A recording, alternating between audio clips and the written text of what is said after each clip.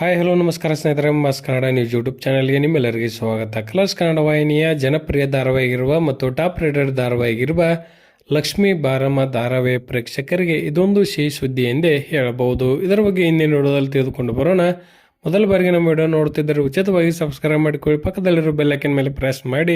ನೀವು ಸಹಿತ ಲಕ್ಷ್ಮೀ ಬಾರಮ್ಮ ಧಾರಾವಾಹಿನ ಇಷ್ಟಪಡುತ್ತಿದ್ದರೆ ಹುಡುಗ ತಪ್ಪದೇ ಬಂದು ಲೈಕ್ ಮಾಡಿ. ಕಲರ್ಸ್ ಕನ್ನಡ ವಾಹಿನಿಯಲ್ಲಿ 2023ರಲ್ಲಿ ಆರಂಭವಾದ ಲಕ್ಷ್ಮೀ ಬಾರಮ್ಮ ಧಾರಾವಾಹಿಯು ಇದೀಗ 500 ಸಂಚಿಕೆಗಳನ್ನು ಪೂರೈಸಿ ಮುನ್ನುಗ್ಗುತ್ತಾ ಹೊರಟಿದೆ ಎಂದೇ ಹೇಳಬಹುದು.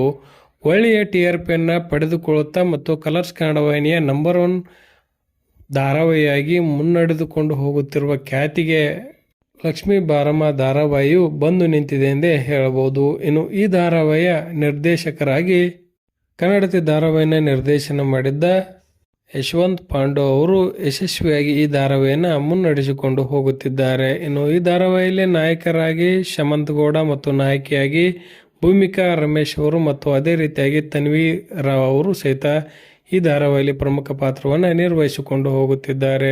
500 ಸಂಚಿಕೆಗಳನ್ನು ಪೂರೈಸಿರುವ ಲಕ್ಷ್ಮೀ ಬಾರಮ್ಮ ಧಾರಾವಾಹಿ ಬಗ್ಗೆ ನಿಮ್ಮ ಅನಿಸಿಕೆ ಅಭಿಪ್ರಾಯವನ್ನು ಕಮೆಂಟ್ ಬಾಕ್ಸಲ್ಲಿ ತಿಳಿಸಿ. ಧನ್ಯವಾದಗಳು. ನಮಸ್ಕಾರ. ಶುಭ ದಿನ.